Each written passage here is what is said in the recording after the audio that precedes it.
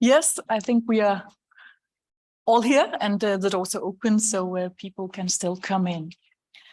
Welcome to this session called CESSDA in ERA, European Research Area, Collaborations, Partnerships, Shifts and Perspectives. We'll take 3 perspectives: for research community advancing the SSH research, European research infrastructures advancing the European Open Science Cloud, IASSIST, European research infrastructures advancing the digital future of Europe. We have 6 panelists sitting in the front row and over there, being very secure. They are all presenters, sort of to set off the discussions in the end. There will be 3 presentations, to set off. The presenters will be sitting here. Maybe you can stand up, and I won't say your last names because I'll probably miss something. So that's Ivana, COO of CESSDA Erik Bergen. That's Vanya.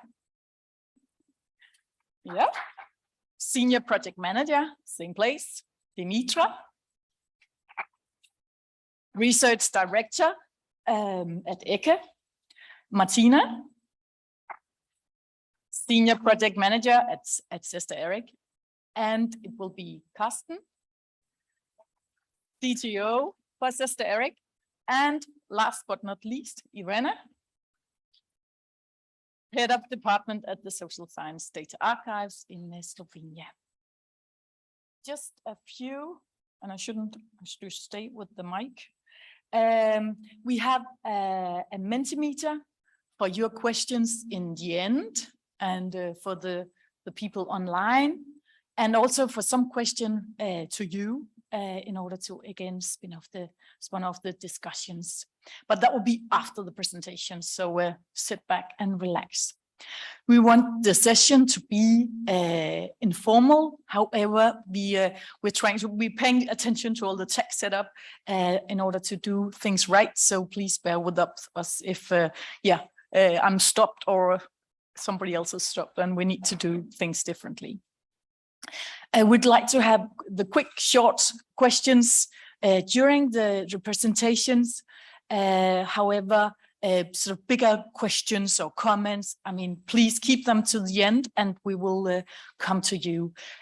Use the Mentimeter for questions, the Zoom chat, we have someone looking after, and we have the mic in the room.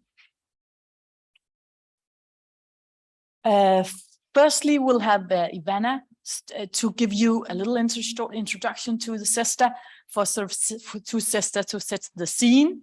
And in the end, we'll make a little commercial and tell you about all the other CESSDA related sessions that will be during this IASSIST conference. Yes, so Ivana, please. Okay, hello everybody.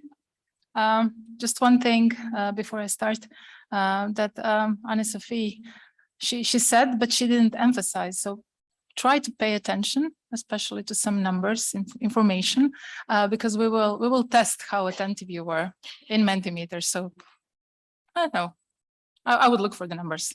So CESSDA in ERA, it's a rather ambitious and big title, and the thing is that as complex is our presentation with many presenters and combinations, and you'll get a hang of it probably by the end of everything, but we are presenting a very complex thing. That's the thing, and we were thinking how to actually make it more understandable. So assuming that there are some people who know CESSDA very well in the room, but also assuming that there is majority who actually doesn't know much about CESSDA, we decided to give you an intro, sort of set the stage for you and show you how it actually looks like. Maybe.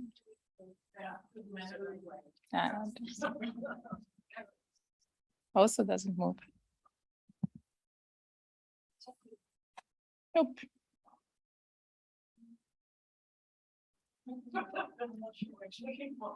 Any tech person?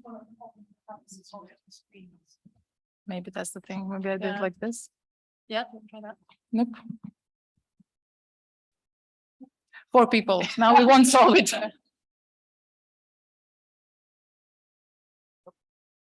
Can you pick next on this? Okay. Try. Both. I try those. Can you start? Wait, there's.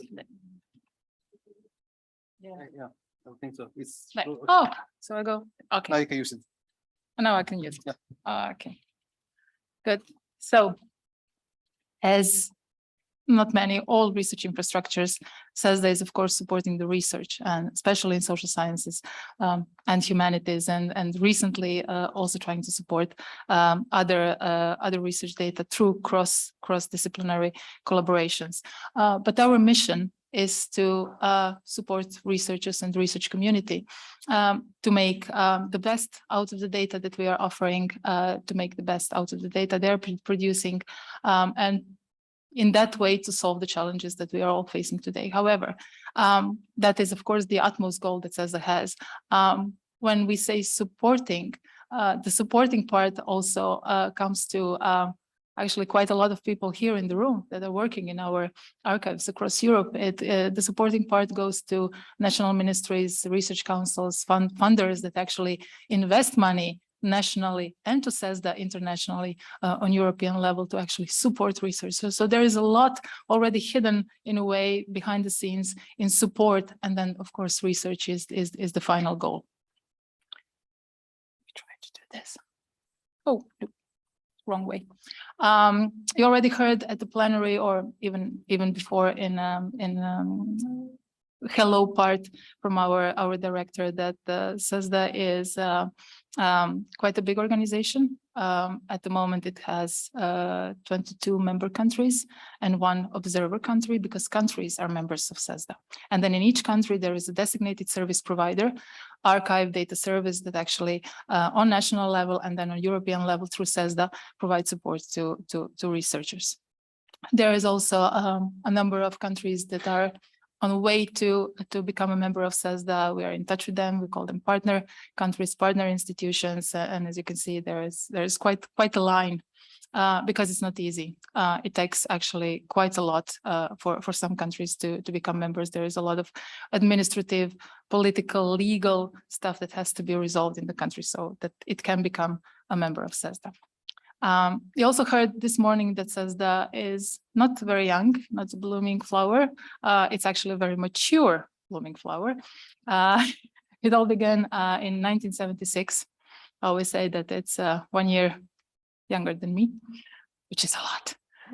And you can see here, if you could see, I hope you can see S3 somewhere on the picture.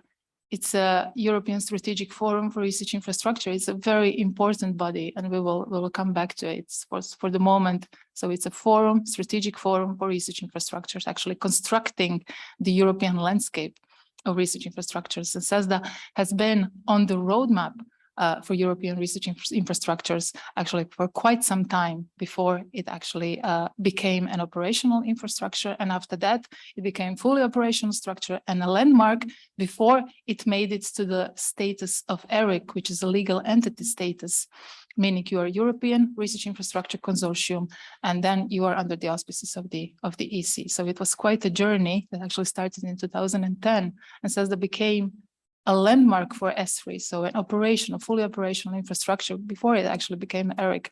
Most of ERICs, they're on the roadmap, then it's a couple of years, and then they are already on the way to become an ERIC. For CESSDA, it was a bit longer journey for all the different reasons, but in the end, we made it. You have to know that first ERIC was actually established in 2012, and it was one of the SSH ERICs. It was shared, but we'll also come back to that. So I mentioned the roadmap. So here are the ERICs, fully functional research infrastructures in social sciences and humanities. There are 5 of them, and Bonnie mentioned 6 because IRIS, which is a project which is about to become an ERIC anytime now, is also on the list, and we're of course collaborating with them. On the right hand, you can see a complicated diagram, which actually tells you that ESRI was proposing which infrastructures Europe needs in different fields for many, many years. Then EC funds their development. And at one point, Europe found itself with a number of infrastructures. At the moment, there are, I think, 21 or 22, and a lot actually in the pipeline without the monitoring system in place. So you cannot go forever establishing new infrastructures. It can, if nothing, become too crowded in certain disciplines. But ESRI also wanted to say, okay, now we have to see whether these infrastructures are actually doing the exact thing why we established them. So from 2016 on, there's been a development of a monitoring system, development of KPIs, again, quite a lengthy process, which will actually start to be implemented from this year when ESRI will start monitoring the performance and key performance indicators of selected, at least in the first phase, selected established research infrastructures to see whether they're actually doing what they're supposed to do. So as I already told you, ESRI is quite important for us. They publish every few years a roadmap. If a new thematic network or a community is put on the roadmap, that means that they have a real potential to become a research infrastructure and serve properly scientists in Europe. This is an excerpt from the roadmap in 21. This is how the input for CESSDA looks like. And we spoke a bit about interoperability and cross-domain collaboration. So you can see on the left hand down that CESSDA actually has already interconnections. We'll come to that through presentations of my colleagues with interconnections with other domains and quite strong links.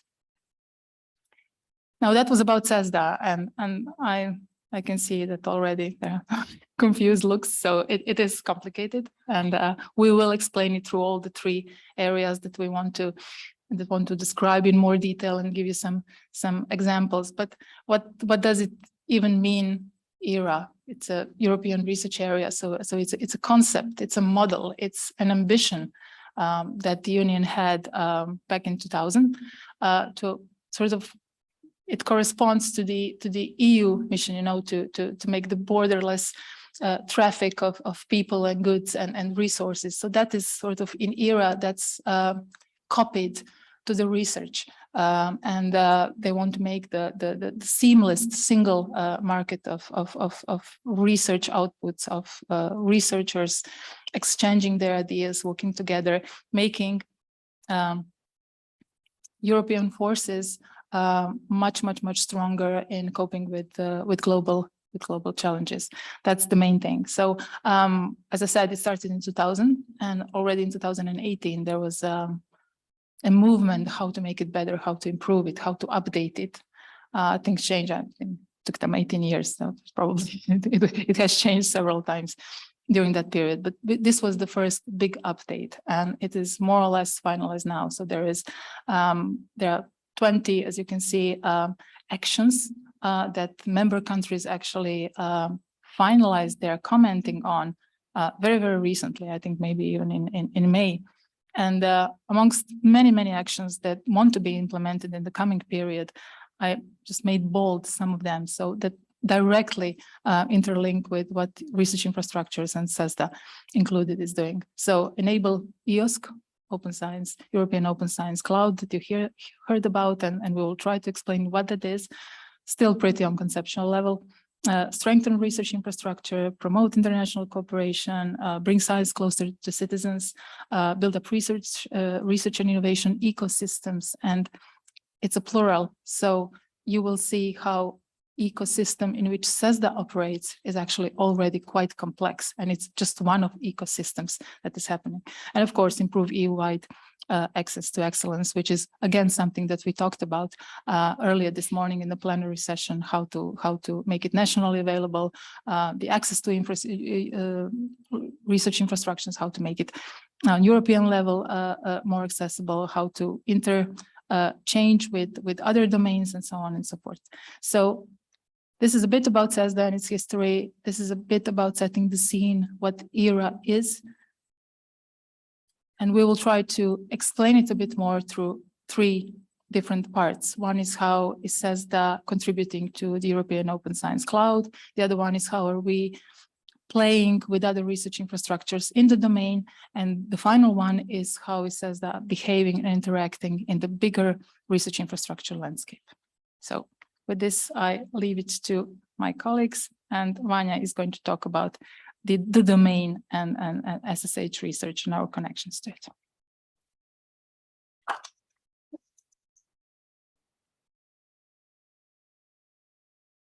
Thank you.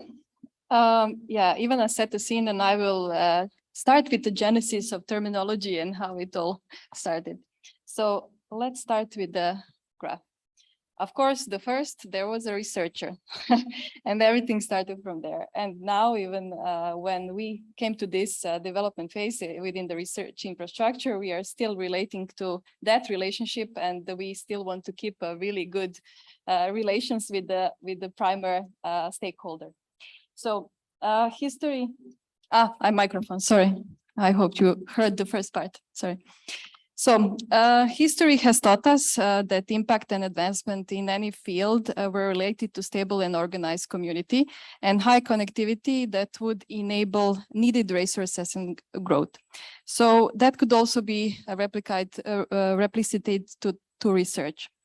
In order to amplify the research impact, need for communities became prominent. And as Niklas told us this morning in the keynote and in the opening session, basically to increase the value of anything, we really need to cooperate and really need to put our resources out there and try to make a good exchange of all of that. So starting from the individual research and dealing with the topic of its interest within its unit or institutions, field advanced by creating communities that were containing number of researchers sharing the interest in the research topic and developing specific resources that would enable advancement of that community. So for this purpose, we will call them thematic communities. Once the grounds were set and the community wanted to formalize and offer its resources in more sustainable way and to a wider group of researchers, development of the research infrastructures has begun. And that's where CESSDA is now. As Ivana said, it's a very mature research infrastructure and infrastructure that has a mark of ERIC. And CESSDA as a research infrastructure has users that encompass scholars from different disciplines that act both as a data producers and data users, and along with several thematic communities of interest in the SSH domain. To ensure success, commitment, and maximization of its impact, CESSDA aims to engage its stakeholders and raise awareness about the added value of its assets for day-to-day research work. And there are several ways of engagement with the SSH and other research community of interest. As you can see here, there are institutional level, national level, and European level. For the institutional level and the national level of engagement, representation within CESSDA is mostly done by CESSDA service providers that are usually part of universities or institute, which enables direct connection with researchers. So within its direct scope, CESSDA encompasses 100,000 SSH researchers within Europe, and we think it's a really impressive number. It's a fourth of all total number of researchers that are encompassed by the SSH ERICs. And engagement on the European level encompasses the whole CESSDA consortium, which, as Ivana said, contains member states, service providers, and the CESSDA main office.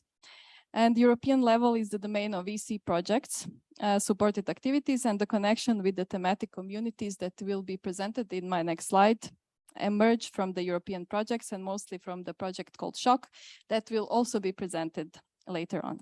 As I said on the beginning, as a research infrastructure, we are still trying to keep connections within the thematic community and within the researchers. So to see the current state of the European level connections within CESSDA. So we have 9 communities presented here. And the first one is ERIS that Ivana also mentioned. That is European Research Infrastructure for Heritage Science, and that promotes good practices and develops or advances methods designed to respond to the specific needs of cultural heritage assets, whether material or digital, objects, collections, buildings, and sites. Then we have European Value Study, That's a large-scale cross-national and longitudinal service research program on basic human values.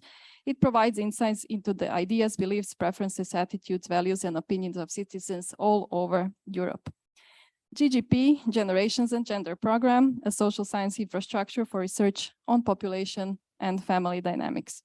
Growing Up in Digital Europe, called GUIDE, will be Europe's first comparative birth cohort survey, a research infrastructure that will be an important source of high-quality longitudinal statistical evidence to support the development of social policies, which will enhance the well-being of children, young people, and their families across Europe for many years to come.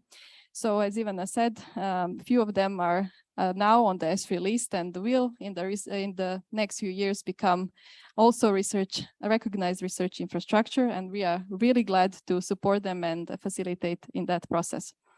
There is OPERAS, Open Scholarly Communication in the European Research Area for Social Sciences, that aims to make open science a reality for research in the SSH and achieve a scholarly communication system where knowledge produced in SSH benefits researchers, academics, students, and more generally the whole society across Europe and worldwide without barriers. Then there is Resilience, unique and interdisciplinary research infrastructure for religious studies. Wage indicator that aims at labor market transparency for the benefit of all employers, employees, and workers worldwide by sharing and comparing information on wages, labor law, and careers. And there are two communities that are still emerging. Basically, those are H2020 projects. The one is Hummingbird, Horizon 2020 research that aims to improve the mapping and understanding of changing migration flows. And Urish Firm aims at designing a world-class research infrastructure to collect, merge, extract, and share detailed historical high-quality firm-level data for Europe.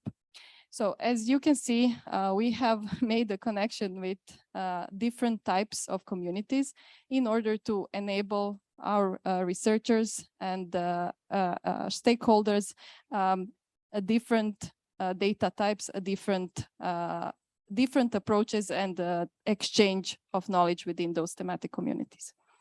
And as I said, why do we need to connect? Of course, we always need to connect to upgrade or rise the value of our services, of our tools, of our knowledge. And it's always better to have some kind of a feedback on the things that you are doing and somehow align within the sector, so you have a unified approach.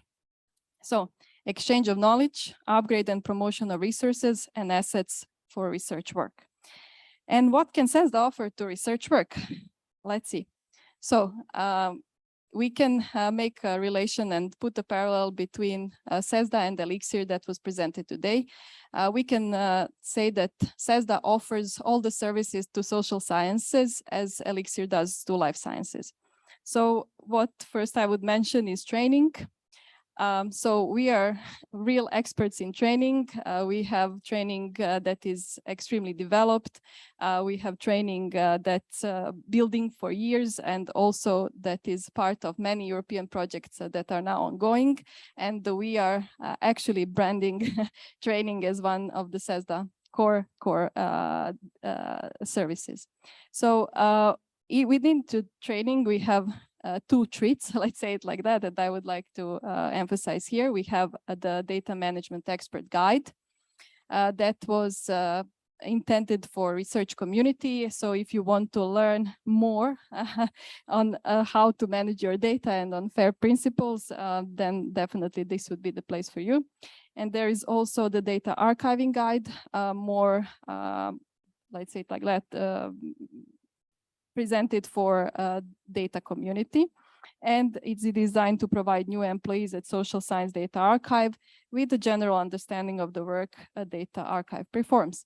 And if you want to have more information on training and you want to have some in-depth discussion about that, our training working group leader is there in the first row, so you can even ask her in person, so she will be happy to explain. Also, CESSDA is a network of trusted repositories, meaning that if you have a data from your research that you need to curate and put in long-term preservation, you can also contact us, and we will definitely manage to provide some instructions and help for you in that terms. And there is also our trust working group leader in the conference. I don't think he's here, but we will find him. Ah, yeah, sorry, Hervé. I didn't see you at the beginning. Yeah, he's here. So if you need any or have any questions related to that, just, yes, please do find him and contact and ask anything that you want to know. Also, CESSDA offers tools and services. I made a screenshot here from CESSDA webpage. All these informations are on CESSDA webpage, and if you want some detailed information and you want to read more about it, please visit our webpage. I will just mark them here, and you can read it by yourself. And our working group tools working group leader is also here, Mari. So yeah, we have came to IASSIST really well equipped and ready to give any information needed. So if you need any detailed information, please contact Mari and our Chief Technical Officer from the main office, Karsten. So yeah, I think you will not have any answers unanswered. Okay, and one of the main assets that CESSDA gives to researchers, and why is this thematic communities connections are really important, is actually data, like we are all here. So in order to enrich and in order to upgrade our CESSDA data catalog, we are reaching out to other communities. We are trying to make a way to put that data in our CESSDA data catalog. And CESSDA data catalog is a one-stop shop for search and discovery. It contains metadata of the study level, data holdings of CESSDA service provider, over 35,000 data sets from European social science data archives, and covering collections back to 1,900. So if you need data, you come and see the CESSDA data catalog and enjoy yourself with all the treats that it offers. And just to mention few of the communities, as we already mentioned, and some of the data that we put to use is data based on data concerned related to COVID-19, as also was mentioned in the key speech today. We are cooperating within the By COVID project, and yes, our Mari is also co-leading work package 3, and they are trying to develop exactly some metadata framework with relations to life sciences and try to index social science data to cover the COVID-19 thematics. There is also data on child and well-being. We are working on developing the aggregator for that data within the CESSDA, and also our service providers, I think, yeah, CROSSDA is here, and ADP also are working on preparing the scenes for some data sets and prepare them to be as available as all other data are in the CESSDA data catalog. There is also gender generations program that those data relate to, as we said, families, and it's like a really important data collection. So we have even that, and Hummingbird that provides information on migration data. For By COVID and Hummingbird, as they are really important thematic communities, my colleague Dimitra will give a more insightful view on that and more detailed information. So thank you very much.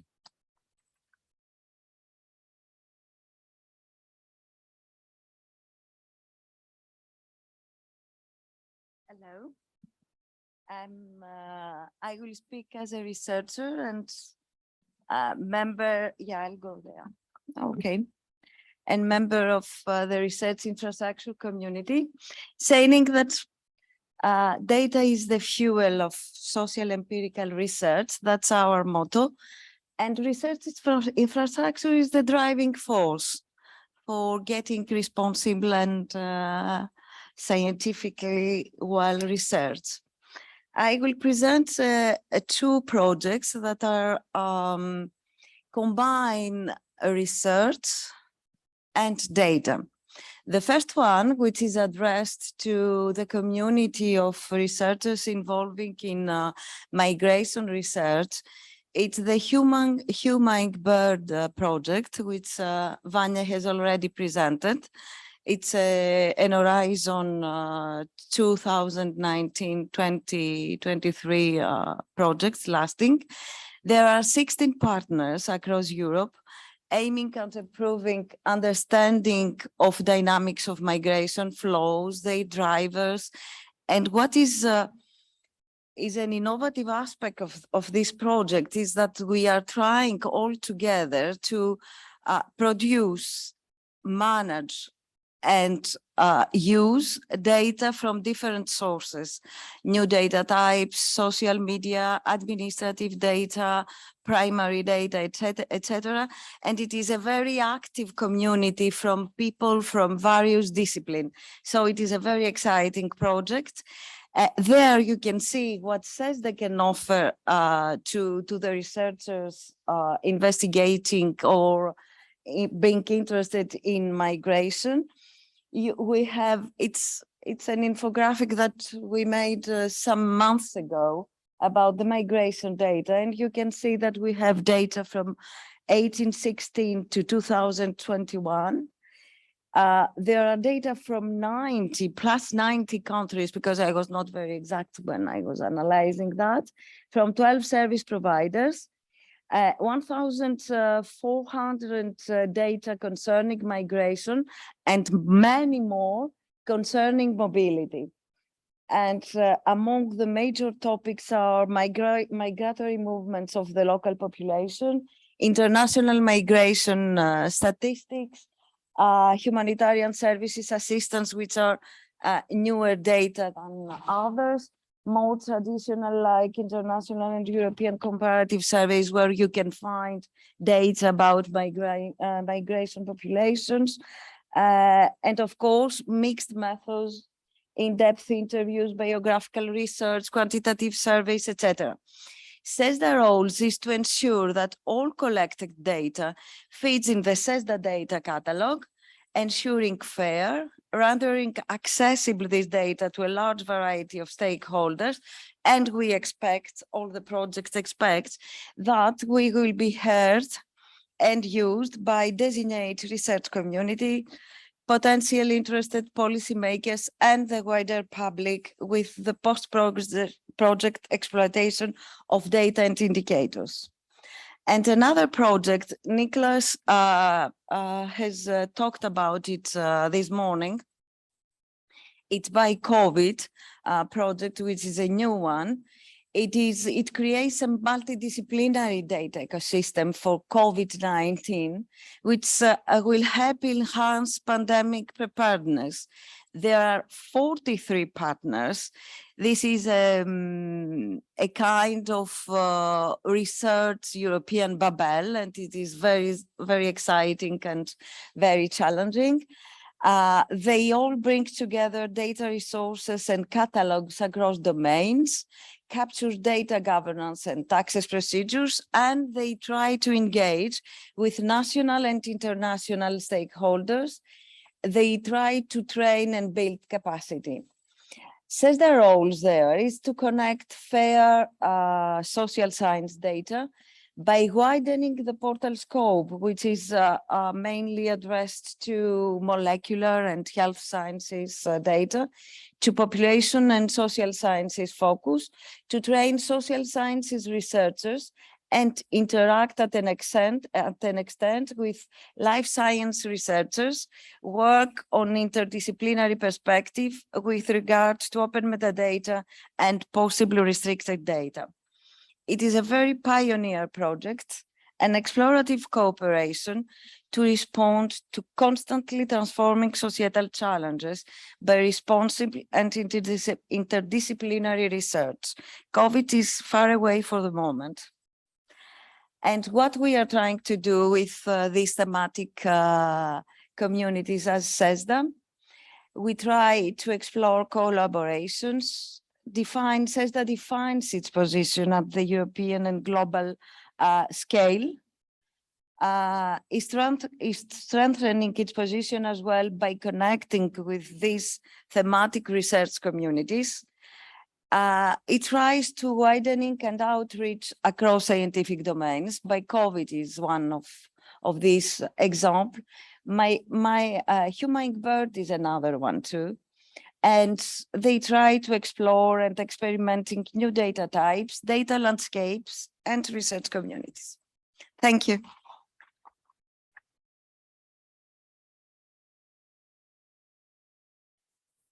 Thank you. And just to learn more, we invite you to attend the sessions on this slide. There will be some of the points said in this presentation explained more in detail. So today we have a session on moving with the teams, multilingual thesaurus management in a changing environment. Tomorrow, training as a grounds for collaboration across disciplinary boundaries. Data access, governance, and ethics, in-depth CESSDA data catalog and beyond. Then also the CESSDA data archives joint efforts to support journals in data sharing and reprocessability, and data services of future, trust standards, support and fair enabling trustworthy repositories. So you are all invited to join those sessions. Thank you.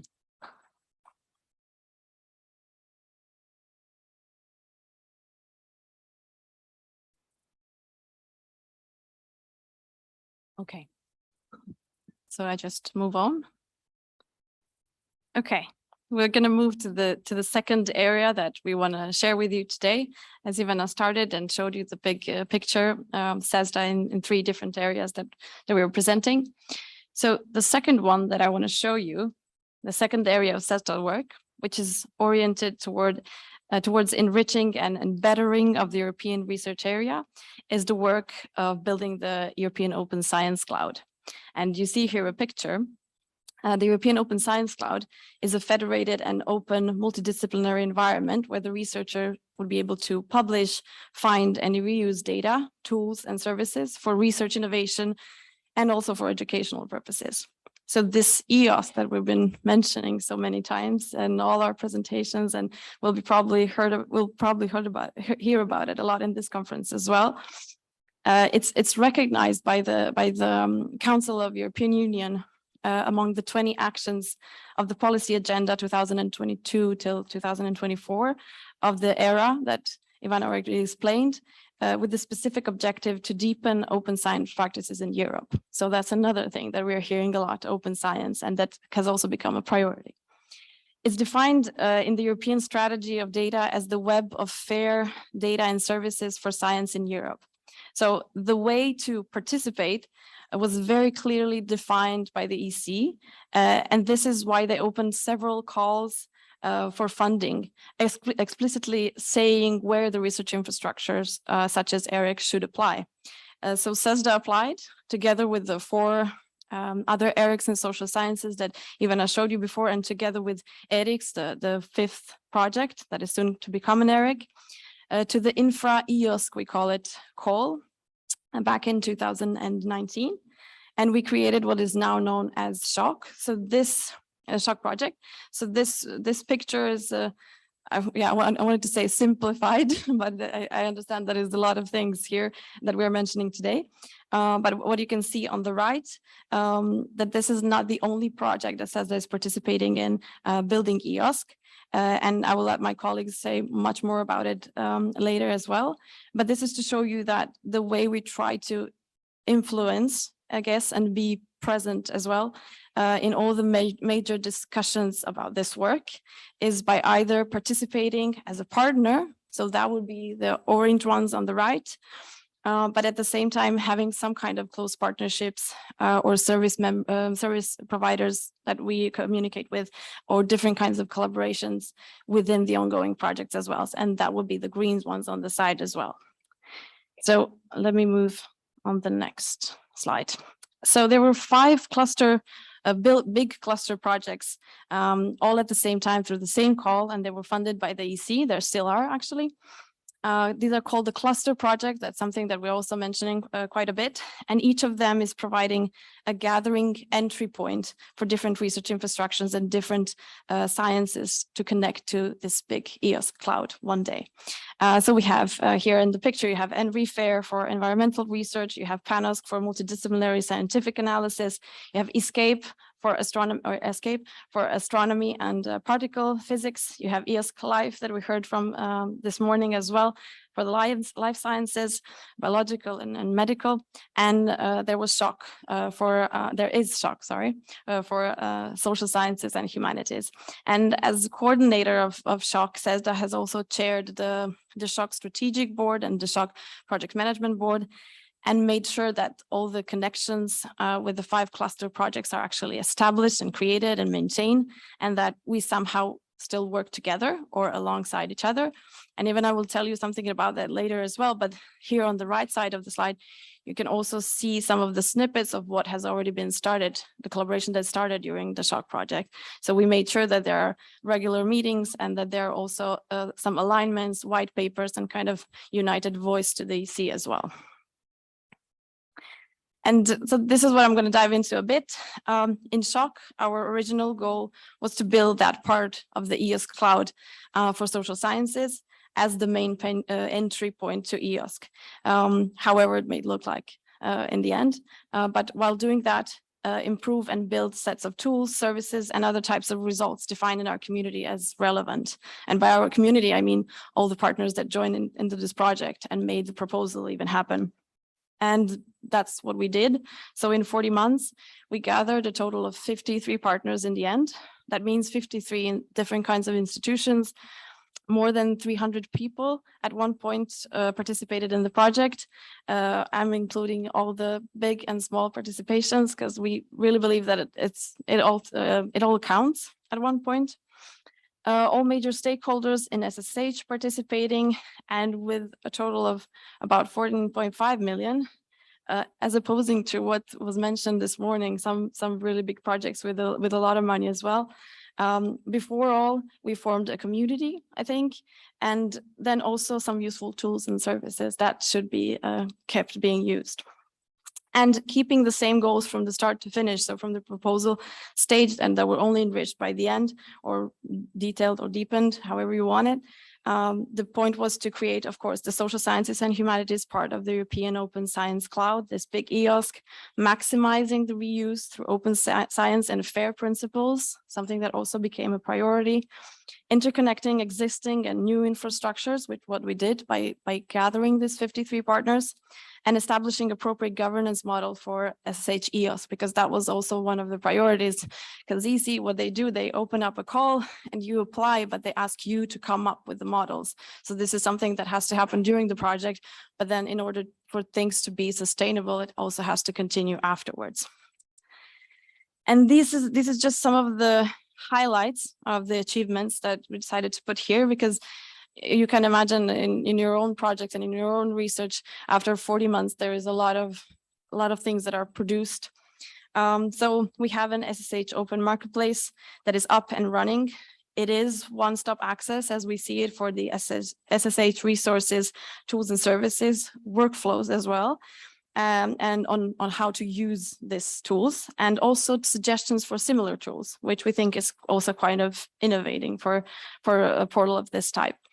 We created a huge media community. Stakeholders were involved, all of the ones that were marked as important.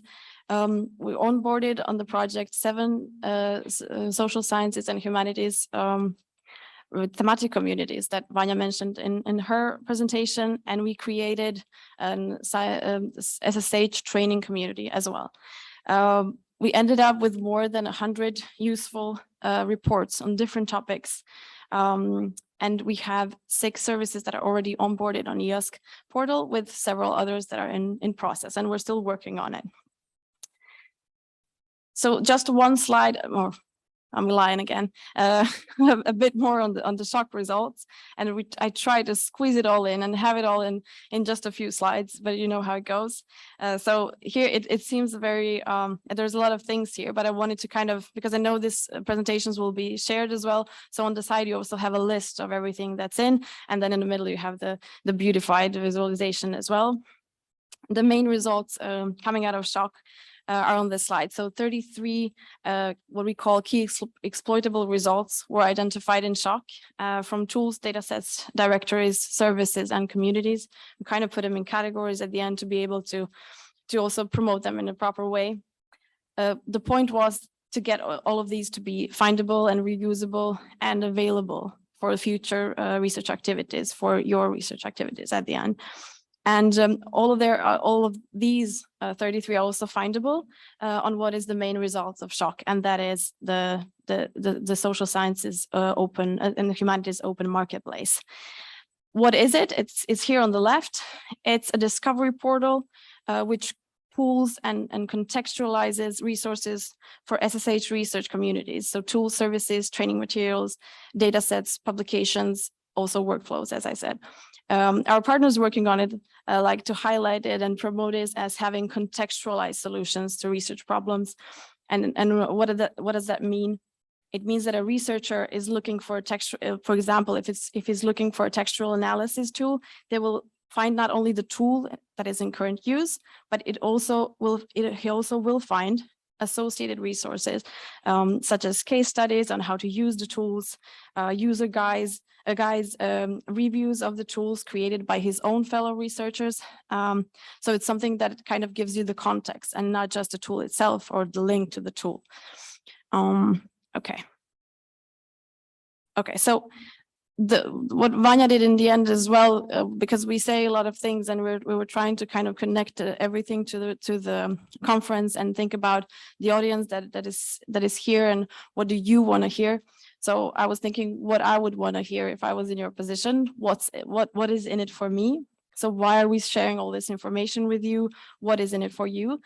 Now that all of this is created and shock has actually ended in April, I think still it's our job to make it sustainable.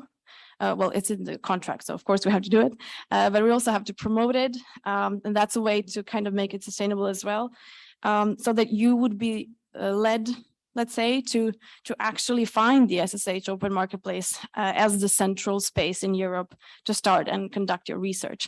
So this is what we are trying to do. As you can go to the marketplace and search for a resource, learn more about some tools, compare them. I only highlighted here 2 interesting tools that where CESSDA service providers were involved in as an example. So first on the left is League of Data game, Shock League of Data, which is a gamified tool based on 2 of our chapters of the CESSDA's own tool, Data Management Plan.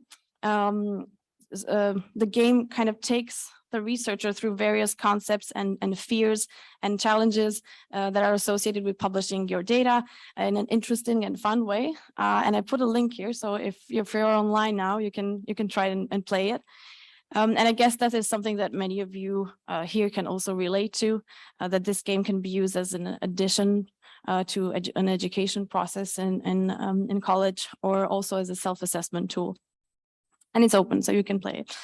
Another, I think, valuable example but remember this is one of the 33, just the ones that were marked, could be the SSH Training Discovery Toolkit, which is an inventory of training materials relevant for the SSH area, and they're gathered by the best trainers in our community that participated in the project. You can search it in different ways, by audience, by institution, by language, by topic, by discipline, or even by format, I think. So these are just 2 examples. And now that the project is over, as I said, it's still our job to make everything that was created sustainable. And this is done in several ways.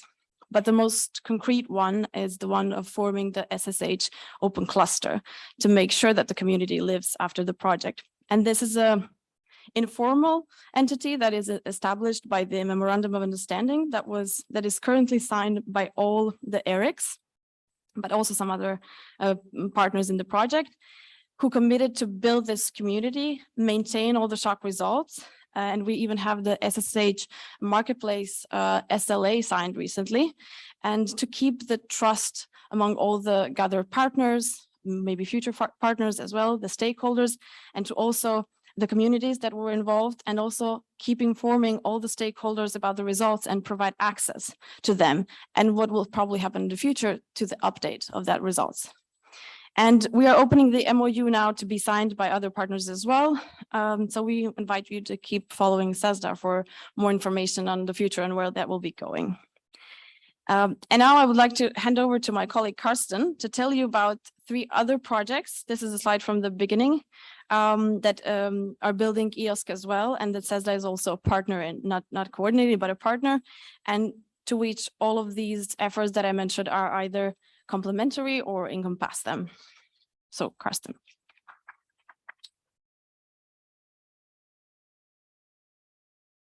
Yeah, thank you, Martina. So we've heard a lot about the social sciences and humanities part of EOSC.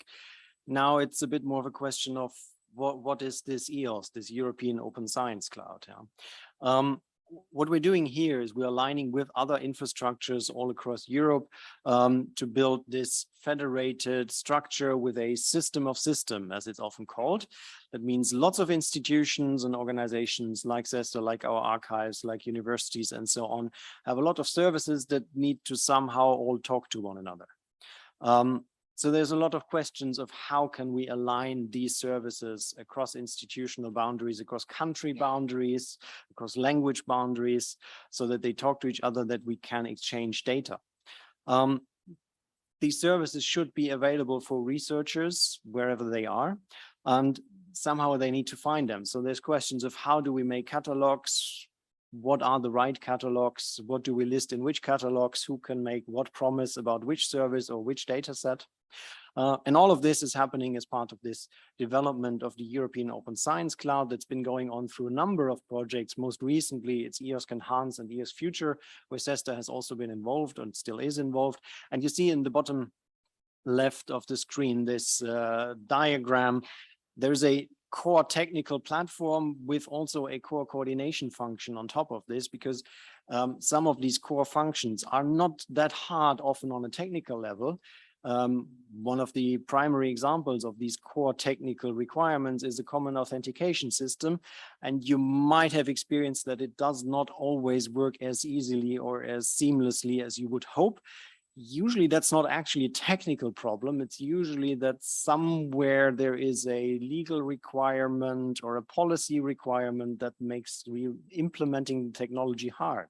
And this is where this coordination comes in. We also have support activities, and not least on the very right, you see the EOSC interoperability framework. Who's using which standard? How do we convert one standard into another? And then on top of this, this so-called EOSC exchange, where all these services are available to the researchers and ideally connected across domains. Speaking of domains, we've just heard it from Martina, the SSH Open Marketplace, one of the key exploitable results from SHOCK, that lists tools and services, training materials, workflows, and all of this supported by data and publication where relevant. There is another platform that's currently still in development through the Triple project. It's the Go Triple platform, which focuses on scholarly communication and open science. This has a stronger focus on literature and data with projects and researcher profiles and trying to build also a community. But it's of course connected to domain-specific and generic catalogs to get all the data in on which all this intercollaboration or international collaboration is expected to happen. And that's one of those things I mentioned earlier, the EOSC exchange, there's catalogs, people need to find things, and there's a different number of them. We've heard it earlier. Vanya was mentioning the CESSDA data catalog, where we have all the data from the archives from CESSDA coming together. And our job, of course, is to make this compatible to the Go Triple platform, to the SSH Open Marketplace, but last but not least, the EOSC, the European Open Science Cloud, and their data catalogs and their platforms, to make the data available in wherever or whatever catalog or search engine, Google also, but we've been there for some years, where the researcher actually goes and finds data. And of course, the next step will be to also connect this back to the national archives, because they are our gateway to the local researcher. We heard this in the beginning. Yeah? The national archives are the ones that have the national connection to the researcher, where the researcher actually depositing the data, but of course also finding other data ideally across boundaries. So what we want to do next is making sure that from these catalogs, you can also find the data. So it's all about making this interoperable in all the ways, coming from the National Archive, going all the way to the big archive, but then to the big catalogs and big search engines, but then providing that feature-rich information that they have back there where the researchers are searching in the local catalogs. So we're still trying to work out how this interconnection actually works, making sure that the synchronization is up to date, that it does not take months before someone notices that one archive has updated their data, but that we get it quickly. And also the user guidance, who's going where to search for what. I've mentioned the SSH open marketplace. I've mentioned the Go Triple platform. They're both directed towards the SSH community with a different focus. Whether that's interconnection has been well defined and is working the exact way we expect is something we're now seeing, now that both portals are available, and we're investigating how this works and where we maybe need to adjust something. And then also whether or not the generic search catalogs are the ones where everyone's going, or whether we need to make sure that we bring you back to the specific data catalogs from the social sciences where you find the data most relevant to your specific question. Thank you.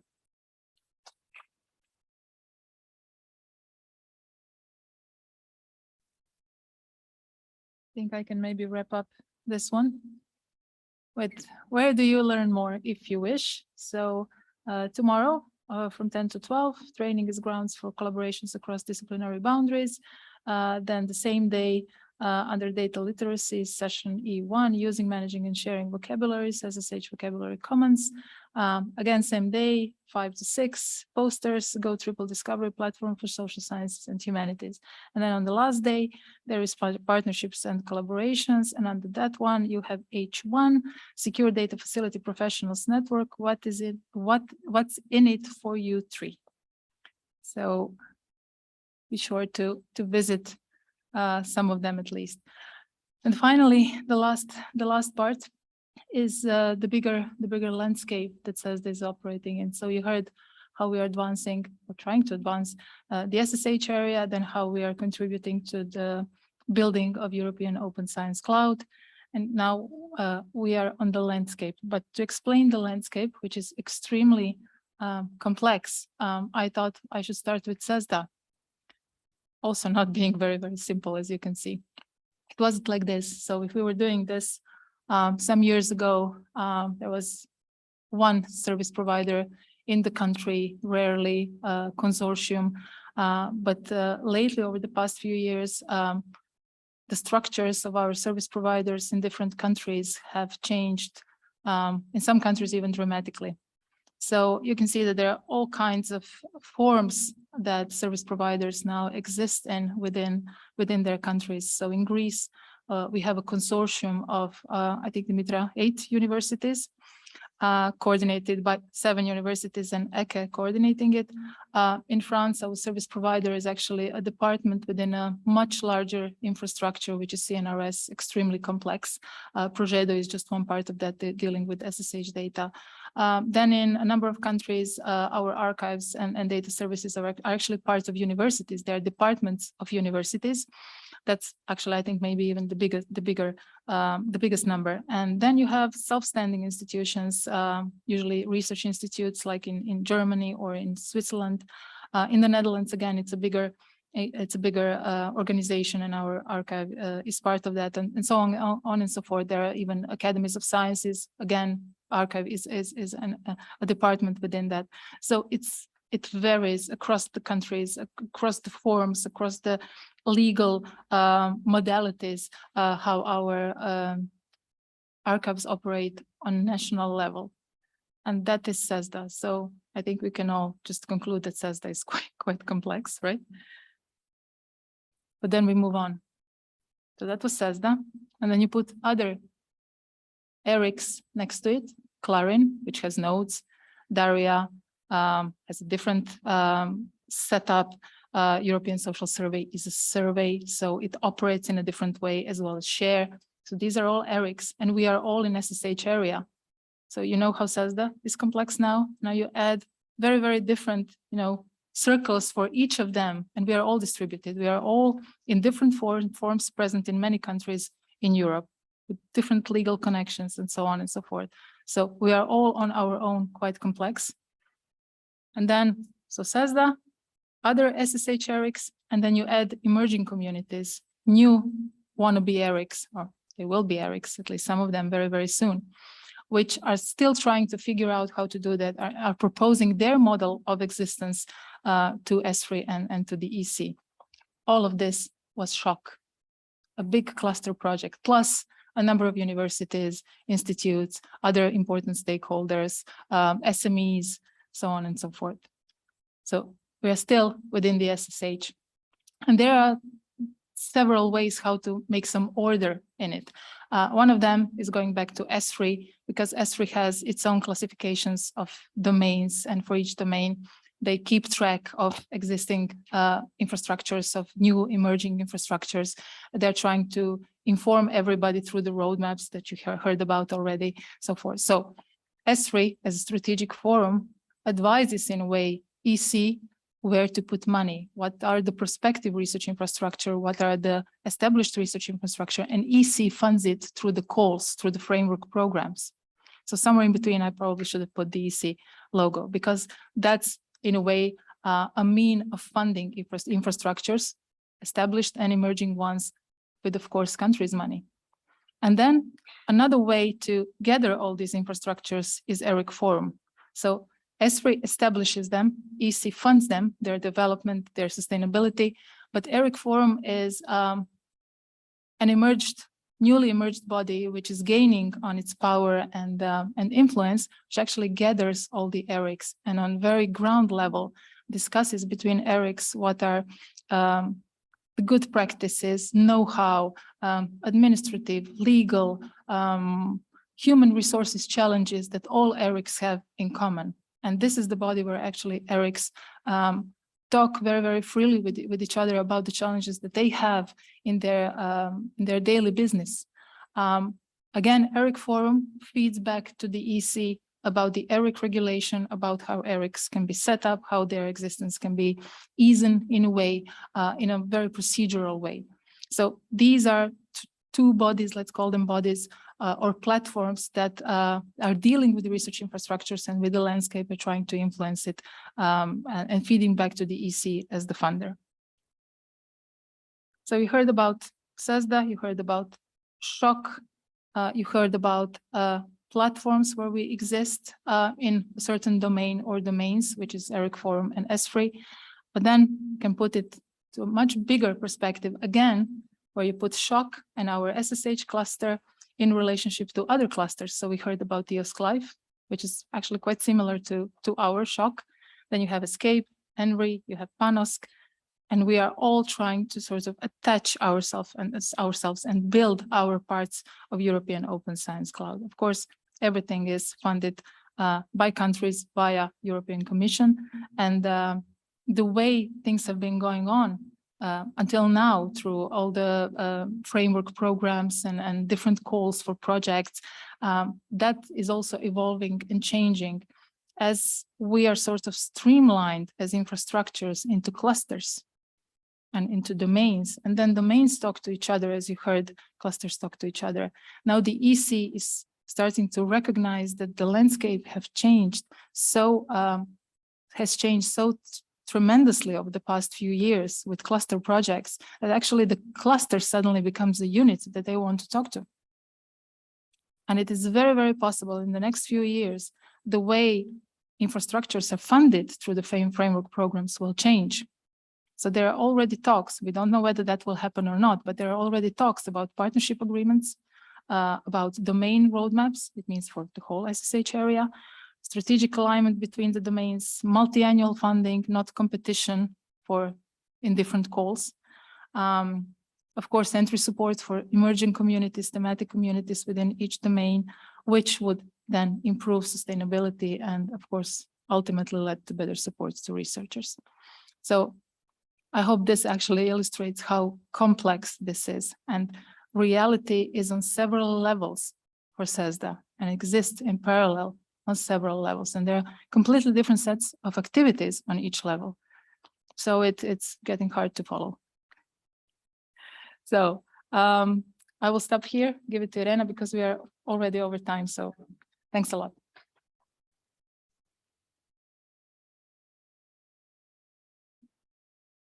Thank you, everyone. I would just like to add additional complexity to what was already discussed. I would like to just quickly present another project. And before doing that, I'm going to put in front of you some numbers. So 55 of research infrastructures from S3 roadmap had a budget of about 2.2 billion euros per year. And then additional number, more than 1,000 research infrastructure receive national or European support. So you can see that additional with the information of what my colleagues presented, you know, all the grounds are much larger. And when we are looking at the budget, we are again talking about 1.7 billion euro in the FP7 projects and about 2.5 billion euros in the Horizon 2020 projects, huge numbers. But out of these budgets, around 300,000 euros per project on average are devoted to training activities. So this is one element that I would like to point out now. But all the results are really scattered and fragmented.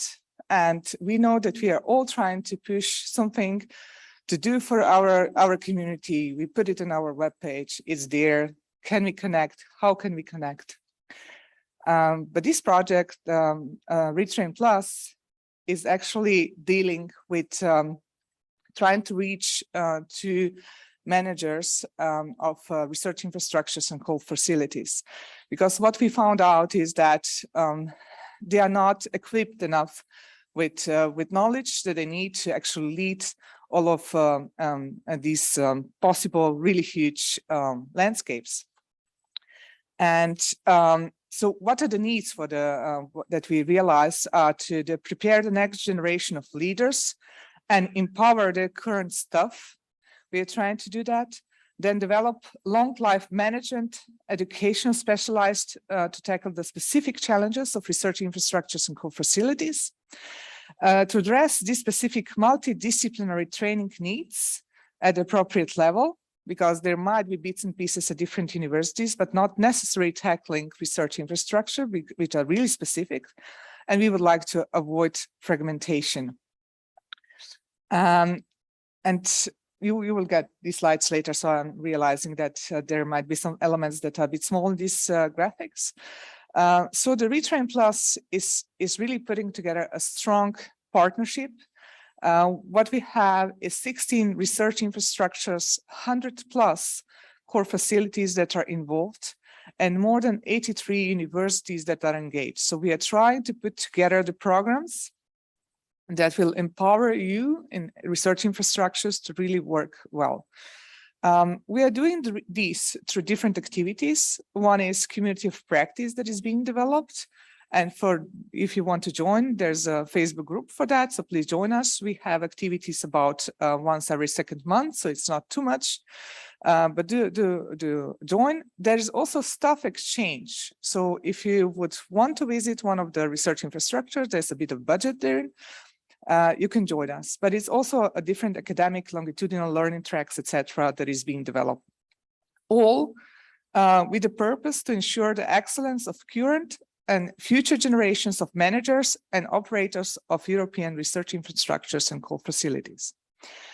And I would just like to wrap up this presentation before going to the panel discussion with a slide on ERA policy agenda. And this is one of the action points that Ivana presented at the beginning, which I think it's really important for us as research infrastructure. So action point 8 is strengthening sustainability, accessibility, and resilience of research infrastructures in the era. And what are the expected impacts that Commission is actually expecting here? I just pointed few out, there are more. And we want to strengthen research infrastructure services and better adapt to user needs. And I think this is, the presentations that came before me today really put forward a lot of these elements. Then we're talking about sustainability of European research infrastructures. This is something that was also presented with the MOU. A better accessibility of European research infrastructures and their services to users across EU, including through EOSC, engagement with stakeholders, clustering, we also saw through SHAC, and especially engaging impact on society. So I'll leave it with that. Also just inviting you to some of the sessions that we are holding in next few days. As you know, CESSDA is delivering quite a lot here, and yes, please join us. And now I think we go for Menti or a panel, colleagues. Was leaving that. Thank you.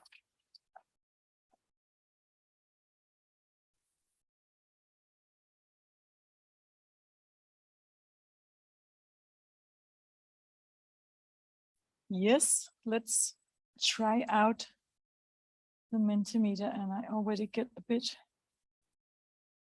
So I try to close. That's how I'm instructed. I close the presentation, right? Sorry? Oh, yeah. You see the slide.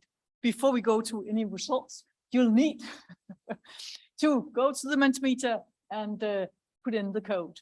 So please do.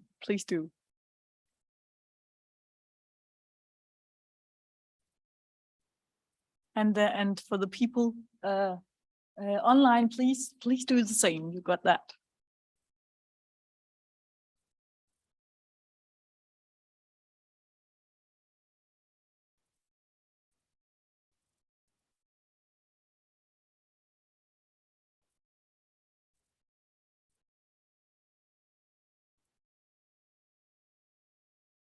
Yes, we okay? Or just put up if you need a little more time.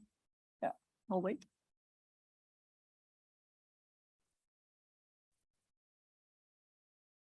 Okay, you can see it on the first, so we can try to. You okay?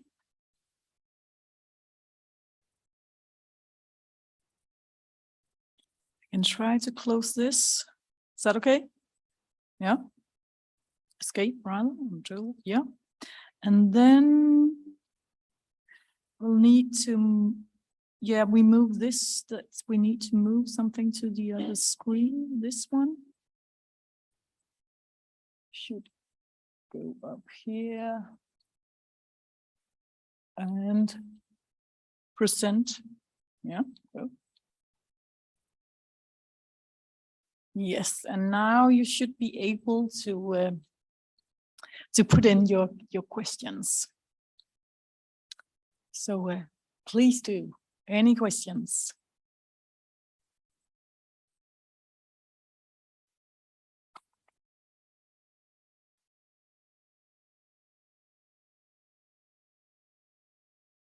Very good. Thank you, Carsten. So we got one. And feel free to put on other questions, and we'll take this one at the moment. And I'm just looking for time because we have a little exercise in the end. Does CESSDA facilitate access to government administered data on, for instance, education outcomes, tax benefits, and justice data? Carsten is ready to answer, or find someone else? Yeah. Okay, so CESSDA data is the data that we get from our national archives.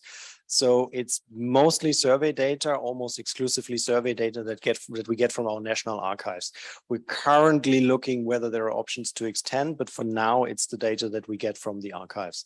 And I think there was another question, no? Some service providers have different kinds of data. Yeah. Okay, stand correct. We have tax data in at ECHE. Yeah. No, at another service provider, Okay. but we do have it. But the focus is on the data. It's the data that we get from the service provider. So if a service provider has the data, then we automatically get it. but we're not directly connected to any of the tax offices or government offices. Yes, I'll press.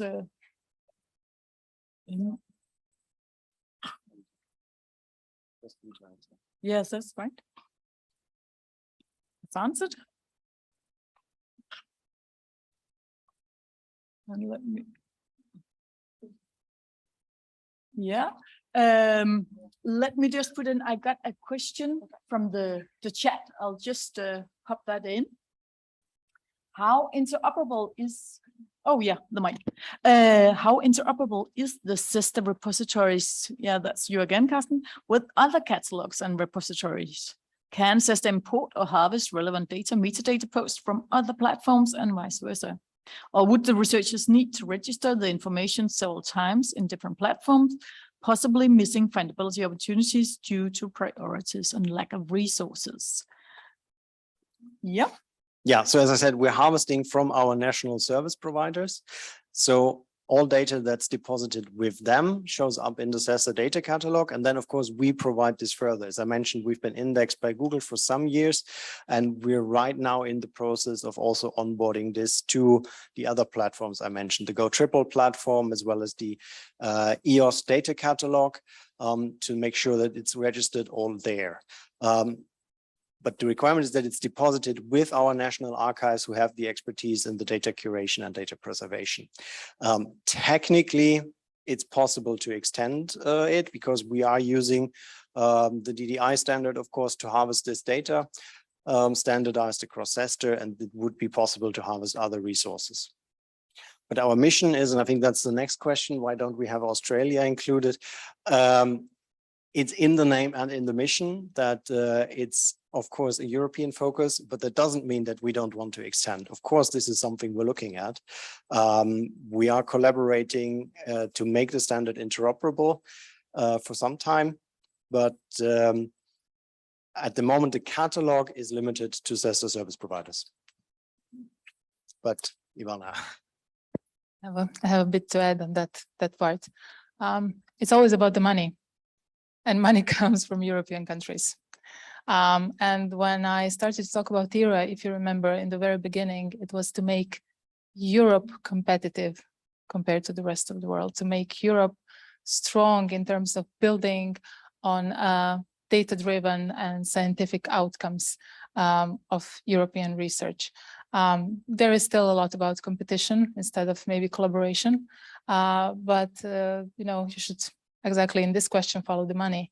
The money is European countries are financing European research. And if you, for example, want to have United States in the European project, there are actually very special calls that allow that. And when they allow it, there are very special rules how you can do it. And it's usually that part of work should be financed by partners from the US. And it was just an example. It could be from Africa, it could be from anywhere outside of Europe, but there are very special calls with very special rules. So that's the actually main reason. Carsten, of course, explained it's the mission. It's all about that, but that is the main reason where the money comes from. I mean, can I just put a follow-up there?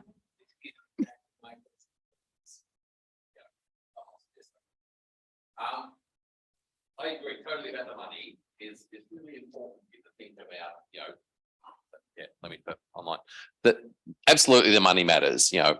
So I'm not suggesting that we should be paying for Australia to be involved. What I'm suggesting though is Australia can pay to participate in the process. Maybe we might want to think about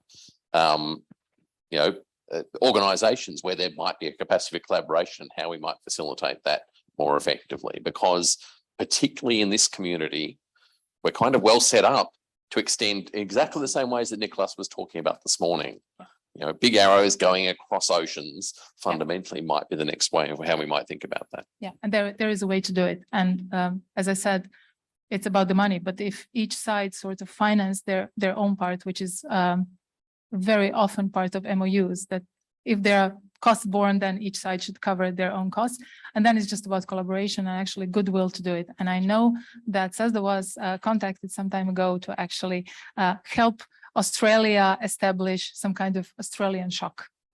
So it is happening in a way, but at the moment in the current setup, it's very hard to get into the set framework, which is predominantly or by default European. But I completely agree with you. If there is will, there is a way. So yeah. Should I compliment? Okay, I wouldn't, I mean, I understand the question, but I wouldn't, I think if you would be Australian, it would be CESSDA would be probably potentially more accessible to the IASSIST at the moment.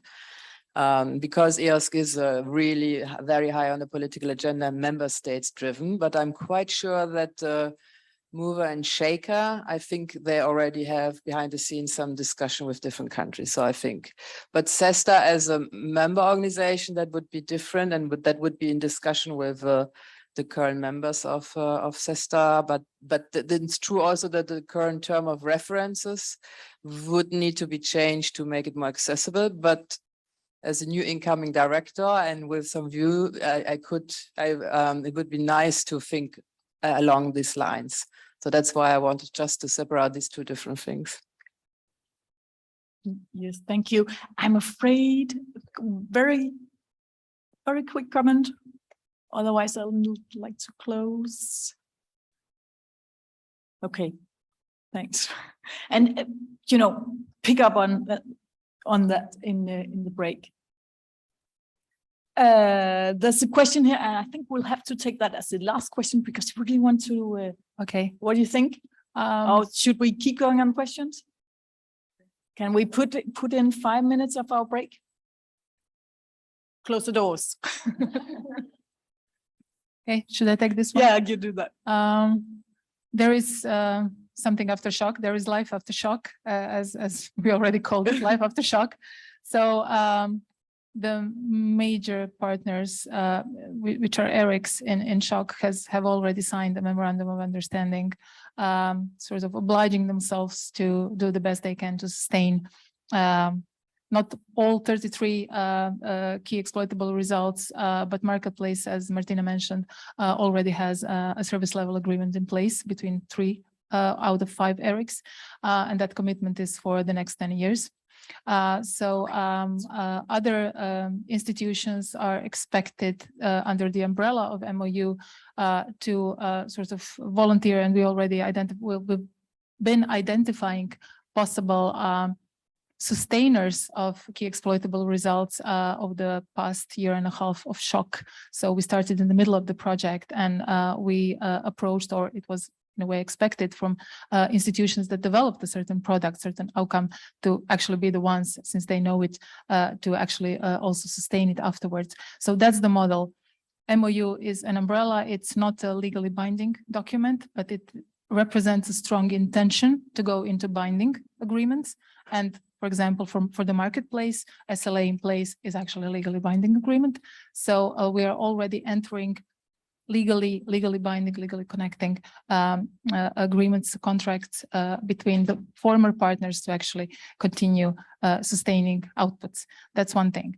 Another thing that is happening, former governing board of Shock project is now has now become a governing board of the SSH Open Cluster, and they are, as we speak, they're in the process of defining a governance model. They should meet next week with several scenarios how to start doing it, because MOU, although quite general, is also quite extensive, and there are a lot of things that need to be done. We need a very serious secretariat, serious chair that will be able to follow all of that. It should be, of course, a person and a group of people in the secretariat who have been involved in shock, who have been part of the community, and that actually know what's been going on. So there is life after shock. And one of the points in the memorandum is future engagement in future funding opportunities by the EC. And we have already, on the level of shock and even with other clusters, identified around 3 to 5 possible calls in the next 2 years that would accommodate cluster or clusters working together on different topics. There won't be any more funding like we had for shock. So it's like for the whole domain and then build your part of ESC with it. So that's kind of assumed done. But now we should collaborate on very, very specific topics. So that's exactly what we asked as clusters from the commission, and that's why they implemented in the next work program for 23 and 24. So it is happening. Yeah. Very good. Thank you. We'll pass on. Yeah. And we will take a little bit of your break in order to get these questions answered. I'm working as a research data manager with more than 100 social scientists. What is CESSDA actively doing to get in touch with these people who can function as interface? Yes. Have they ran up yet? One of the elements that will be presented tomorrow, the training session, is that you see what we are doing. I know that, 1,000 is a large number. So what we are trying to accomplish and build together is a train-the-trainer network. So the local trainers are empowered by CESSDA experts, so they can help then on national levels. However, I do understand that there are different disciplines, different needs in different countries. This is a bit different. So we are trying to do that. But there's improvement always possible. So if anyone has suggestions, do please email me so that we can improve that as well. Thanks. Yeah, thank you, Irina. Yeah, it might be. Thank you. And yeah, an email, Brenna, not put your good ideas into the Mentimeter. We'll go on. And I think that will be the last question, maybe, or we'll see. We'll be quick. Is the CESSDA catalog really a one-stop shop? Can you make transparent what data is not included or when it will be included? Carsten, quick. Yeah, I think it's a bit of a tricky one. What is not included? I think there's multiple sides to, we only know what we have. That you can find out. You have a drop down on the left seeing which of our service providers are already included. If you compare that list to the list of 23 service providers that was mentioned earlier, you will find that there are gaps. Now, we're not in the habit of promoting very openly which service provider are still working on being fully compatible. But both of those only cover what we actually know of. And of course, as we heard earlier, data from statistics offices, government offices, a lot of that we don't have. Some of it we do have through our national service providers. So knowing these gaps, even for us, is sometimes a bit tricky. So we are promoting what we have more actively than we're saying what we're missing. That is true. Now, you wanted to. Okay. Yeah, and then find and Carsten and Darren later and ask more questions. We'll move on.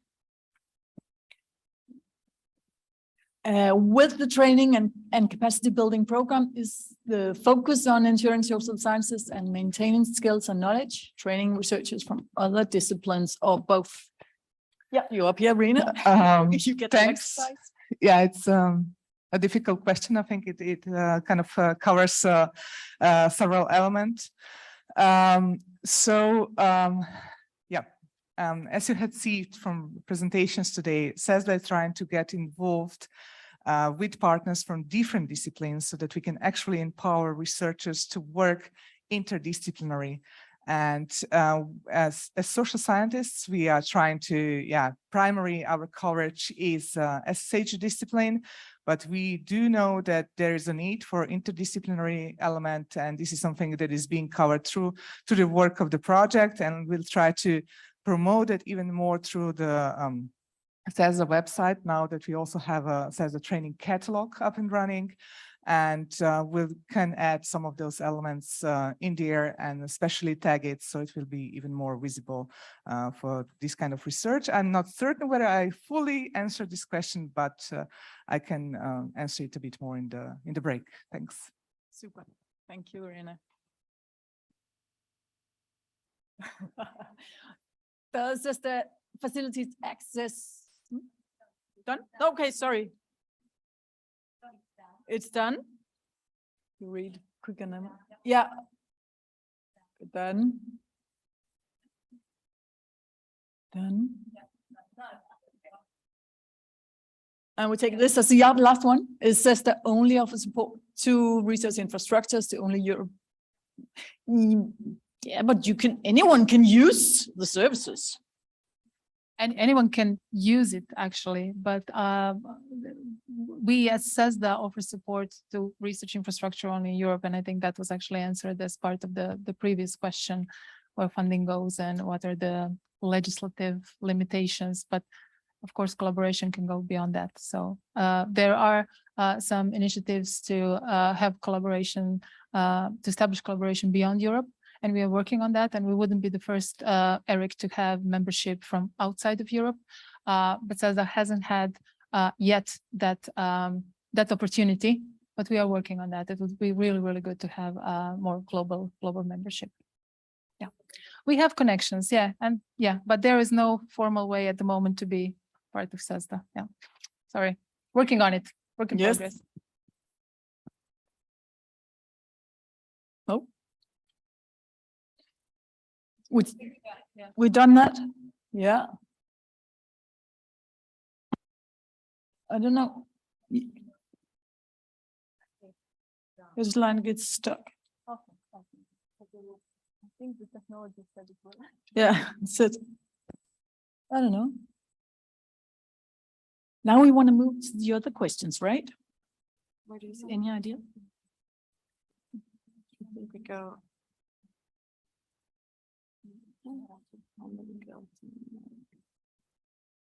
Yes. Yes. And now for a little quick survey. So please fill in your answers in the Mentimeter, and we got a lot of input for this session.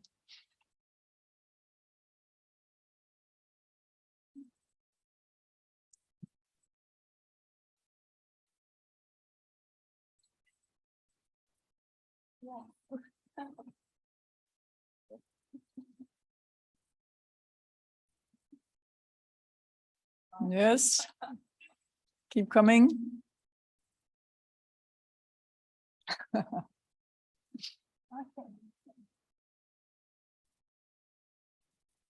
Yes. I think welcome. Hope you got on it. Thank you. Thank you for being honest. Yes, we'll move on with the press of info. Yeah. Thank you for this. Then what did you do to just next? I press enter all the time. No?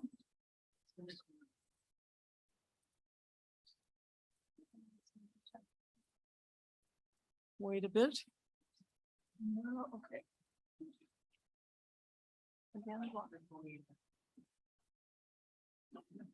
The thing is that we can't see that much. Just come up here, please. No. Martina, you had a quick fix. What do we do? There's escape. Yes. Stop. And did what? It's once a break. Yeah. You covered here, something was popping up. Ah. Yes. No problem. Please stay. I think I just skipped one. What are you taking away with you from the session? Expect besides the emails.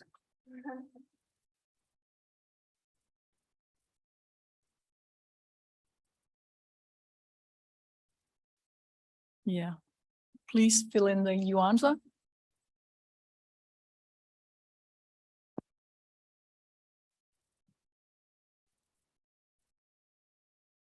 Yes, very good. Thinking about it. Yeah, could be a competition. Yes, very good.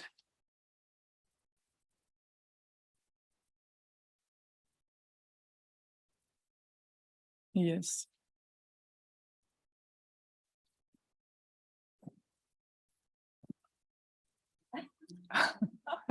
Good time. Very good. Yes, leads to follow. Yes, and you heard all about the more CESSDA presentation coming up.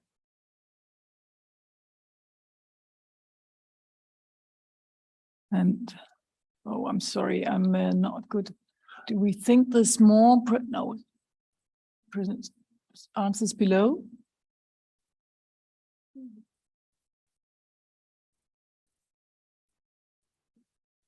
No. I think we can move to the next. We move to the next. There was something like you could go here, but. Oh, yeah. Next slide. What do you see as the priorities for the future role of CESSDA? And we already got one answering. Please fill in.